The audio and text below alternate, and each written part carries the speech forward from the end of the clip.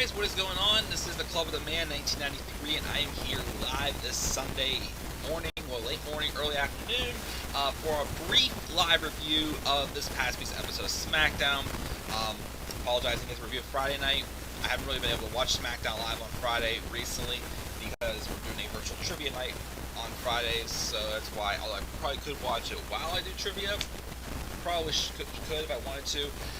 But then yesterday I had plans. I got home, I was tired, I got lazy, and now I find myself in a rush because I'm in a big rush because I'm supposed to be leaving in like 25 minutes to go to a brief family gathering and being back here in time later on tonight to watch NXT TakeOver in your house.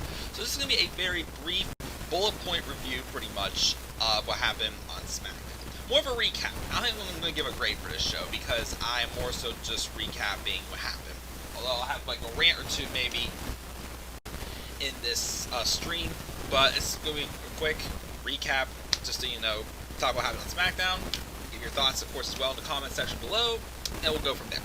So, this episode of SmackDown opened up with an update on Elias from last week's shenanigans, whenever Elias was found basically hidden into by a car, and apparently he's going to be out for quite a while. Well, kayfabe-wise. Who knows? I'm not sure what's going on with Elias. If he's going to really be out kayfabe-wise for a while or not. But apparently he's going to be out for months with injuries from the car accidents from last week. Jeff Hardy, though, starts the show, talk about the situation.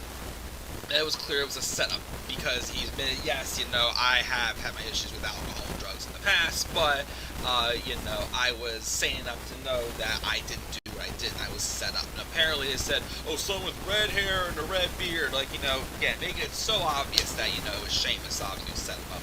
And like I said recently, I'm sorry, I'm not getting behind this whole thing with, Jeff Hardy, they're bringing Jeff Hardy's alcohol and drug addiction issues from the past into the storyline. And again, it's not, again, I love Jeff. Excellent wrestler, excellent talent. He's just gone back to it how many times. It's just the fact that I have a hard time feeling a little bit of empathy for him whenever they do this storyline. And to me, I feel like it's just been overdone how many times, basically. So I like the idea where he kind of went with I want you guys to believe me for one last run, pretty much. But again, okay, basically the fact that he still got it. But basically not this whole idea of pushing his past issues on us, that he's obviously used that story how many times to come back from, to a point where it's well, why would we take you seriously if you keep going back to, Basically, Hardy, claims that it was Sheamus to set him up, and then Sheamus came out, cut this promo where it's he was kind of admitted, but not admitted at the same time that he did, but it wasn't one of those, it wasn't one of those promos that, he's obviously lying, and it's just gets to the point, basically, but it was a decent promo. They had a little brawl, but Sheamus came out standing on top. I like how Sheamus actually didn't back down like a coward, which, interests me him a little bit more. I've kind of been a little bit interested in Sheamus, since returning back.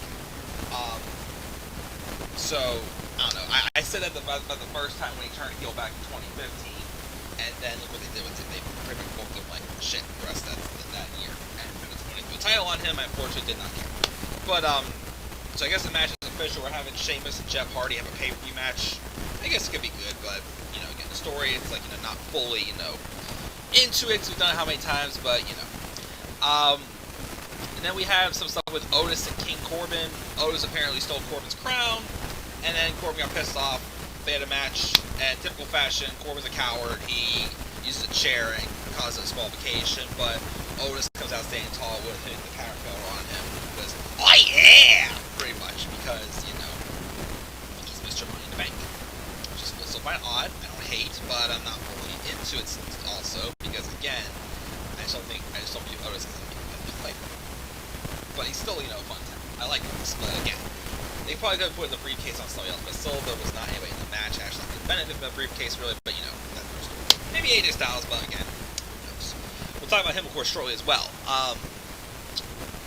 Oh, yeah. And then throughout the night, we had these segments with Miz and Morrison, hey, ho, saying that they're going to make Braun Strowman's life a living.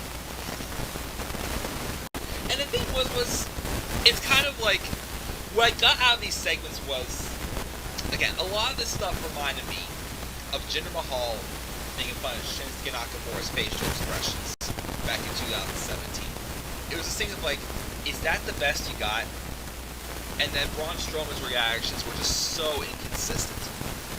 I mean, not as bad as Bobby Lashley towards Sami Zayn. Remember they had that terrible feud where like stuff that Lashley should have been like, super upset about. It wasn't. But, you know, it feels like something like weak and whatnot. He was like, oh my gosh, I'm exploding angry over it. But the thing was, though, Miz and Morrison admit what they're about to do was childish. But they're going to do it anyways. It's going to make Braun Strowman mad. It was purely just to make Vince laugh. Again, I don't get why we're doing this. Why are we... Okay, I think the reasons why I've heard because they're not doing Braun Strowman and The Fiend at Backlash is because apparently Bray Wyatt is not there right now because him and JoJo just had a baby. But you really had to just throw just some random thing together just to make Miz and Morrison look stupid. I mean, not just the Miz, even though because I kept saying, you know, the Miz, you know, a year ago was literally, well, probably like a little bit over a year now, was literally right on the cusp of being a world champion. I felt Miz was ready to be a world champion. Now I don't feel that. But especially to John Morrison. I'm already questioning why didn't Morrison come back? Because they're literally treating him like crap. I mean, they gave him and Miz a run of the tag titles, but there's much more than this. And he's being a comedy act. Because they're having them, like, you know, like put something in Strowman's protein shake. They dumped slime on top of Caleb Braxton. The only thing they actually did that was noteworthy was that they actually tried to piss Braun Strowman off, because it would piss anybody off, was they smashed the window with his car, with an axe, with a golf club, and a baseball bat. Of course, they decided to still, you know, stick around, because they think Braun Strowman was not going to find out that they did it and were still in his sights. But that's when Braun Strowman...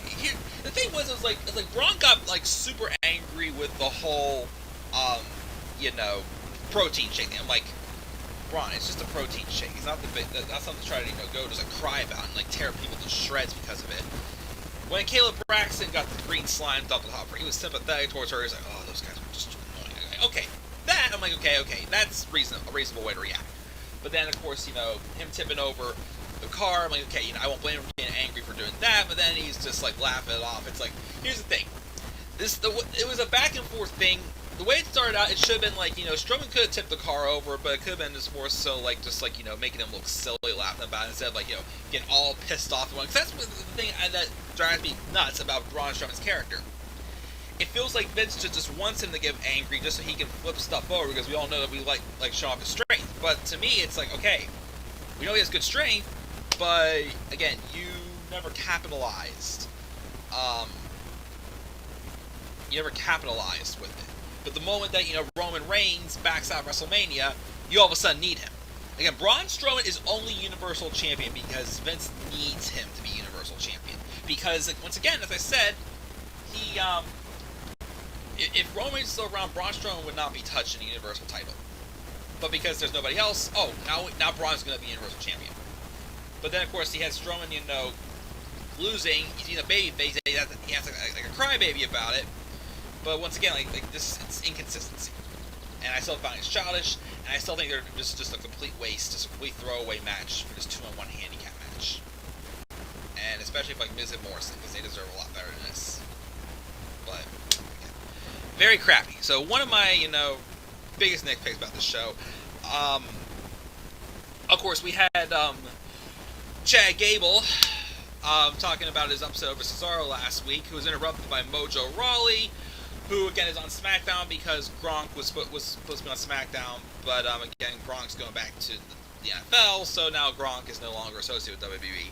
And of course he makes the short jokes, and Cesaro and Nakamura jump on him until the New Day make the save, and then the New Day and New Day and Chad Gable later on have a match where they win. Because the only thing that Chad Gable's good enough for being on SmackDown is just to get the short jokes made on him. It's old as hell. There's going to be other feuds involving big man, little man, short jokes and whatnot, but no. It's emphasized on short G. Short G. Where's my hat? I should be wearing a hat for this. Like, hip-hop. Like, you know, rapping.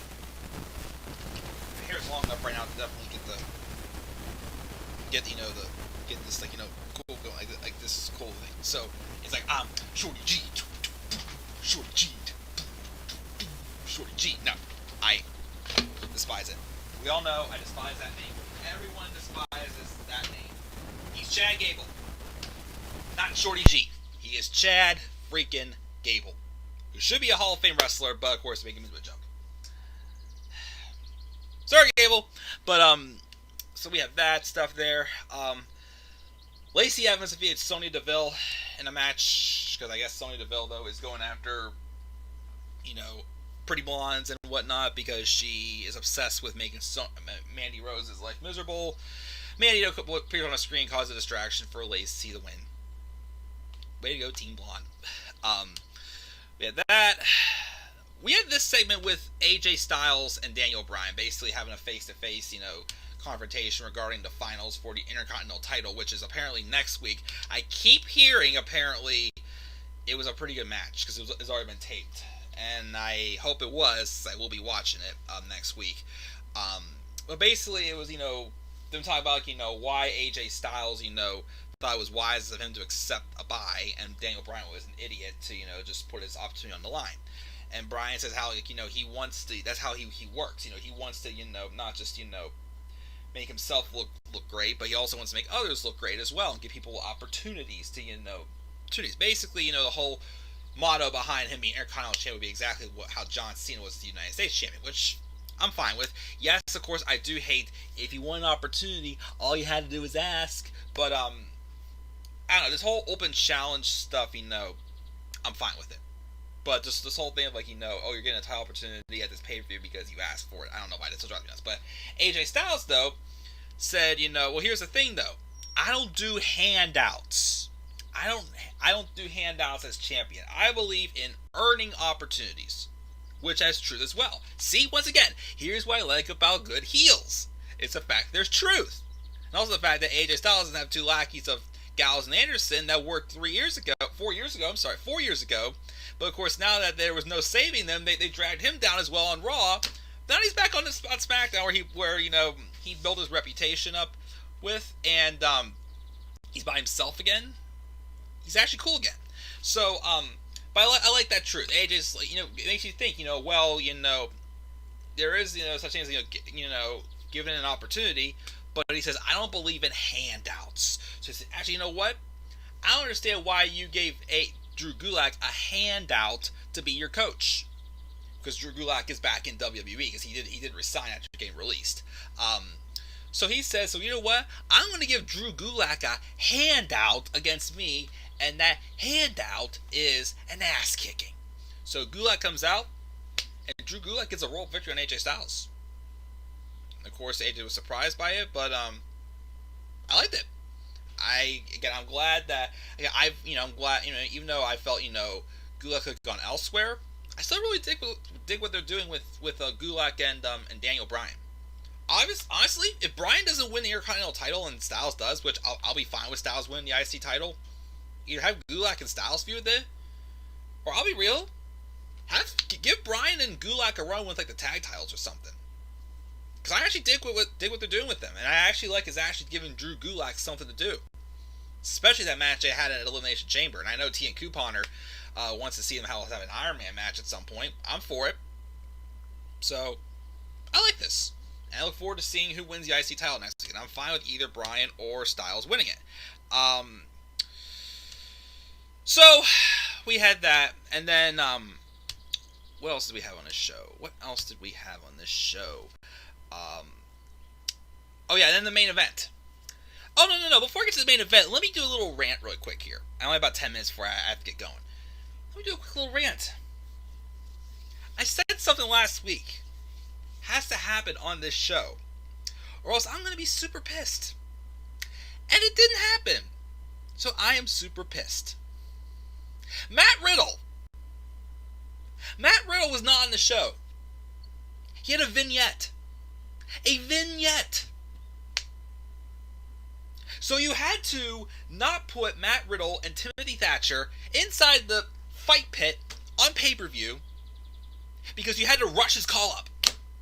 Well, you rushed his call-up, and he doesn't appear on the show before TakeOver in your house. That match with Riddle and Thatcher should have been in your house. You know, you could have, you didn't, I mean, you could have had that instead of, like, you know, the women's tag match. I mean, because, you know, it's going to be a decent match tonight, but again, I don't see why it's on pay-per-view. And, like, Finn Balor, Damian Priest, you know, this could be a good match, but I still think, you know, you could have just had that on NXT. That Fight Pit match had a pay-per-view feel to it. But you had to pull it off pay-per-view because we had to rush Matt Riddle's call-up. Just to have a stupid vignette. A vignette! The one show before in your house. You couldn't wait one more week. One more week. Or like I said, back in 2015, Kevin Owens. He was working on the main roster when he was feuding with Finn Balor and he was the NXT champion. You couldn't just have Riddle just, you know, for a week or two work both weeks?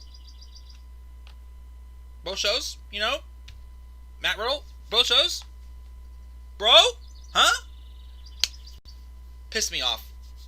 Pissed me off, and I just can't believe we're not getting that. We could have gotten that match in your house. Because I still say, it was good on NXT, but it could have been so much more if they would have had it on the pay-per-view. Definitely would have been an awesome match on pay-per-view. But nope, just because they want to rush the call-up, yet all they do is just give them a vignette.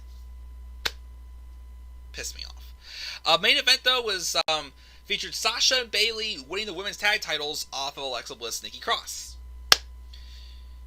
Good move, but it's too late because they're literally... Here's the thing. We all know we're going to see Bayley and Sasha, hopefully finally, at SummerSlam for a Women's Championship. But quit telegraphing this thing like crazy.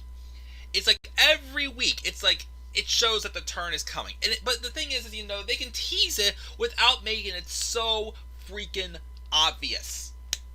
You know, Bayley's constantly, you know, making it all about herself. She's constantly, you know, making these matches for Sasha. It's like, how much longer till Sasha just snaps already? Like, I'm just waiting for it to happen. At least, you know, even though, of course, the run went terrible, when Dean Ambrose turned heel back in 2018, they telegraphed the hell out of it, that whole fall, until it finally happened. At least when they did it, they actually fooled me, because they did it on a night I didn't think it would happen, because one, the Seth Rollins and Dean Ambrose both won the tag titles when it happened, but two, it was on a night that their best friend Roman Reigns got diagnosed with leukemia. I didn't think they would do it that night. I didn't think they would do it. When Sasha and Bayley finally turned, it's like, okay, I knew it was coming. And because also, they dragged it on for how many freaking years? It should have happened 2 years ago. Honestly, it should have. But whatever. I don't think this run's going to last too long, especially if they're going to do Sasha and Bayley at SummerSlam. I mean, the whole idea of Sasha Banks, you know, having short title reigns is probably going to continue. Like that, they could have won the tag titles back in like October or November, like right before. I mean, again, the Kabuki Warriors didn't have a bad run with it. I mean, again, I liked how it at least benefited Asuka in some ways and helped her kind of, you know, get her momentum back, but. My thing is, you know, I think, you know, Sasha and Bayley, with their freshly heel turns and their fresh characters, I really think they could have benefited from having the tag titles, like, back in the fall instead of, you know, now. But, it is what it is. But that's going to do it, guys. Again, I'm sorry I'm kind of rushing off. I see there's some stuff in the live chat here. I'll be really fast. I got to get going in like 7 minutes. Yeah, again, I don't know why they're doing the Iconics. I'm doing a live review tonight. I'm not sure if I'm doing any live reactions. I was supposed to go visit a friend tonight and watch In Your House. Unfortunately, those certain things happen, and they're not supposed to, and I'm not able to go over now. But I'm still going to watch the show. Drew and Lashley's going to be good, but I still think it's too soon, because I still think they should be building up. Because I don't want to see Drew McIntyre lose a championship yet, but honestly, I'd want to see Lashley with a title, with him an MVP at this. I like it, but it's too soon, my opinion.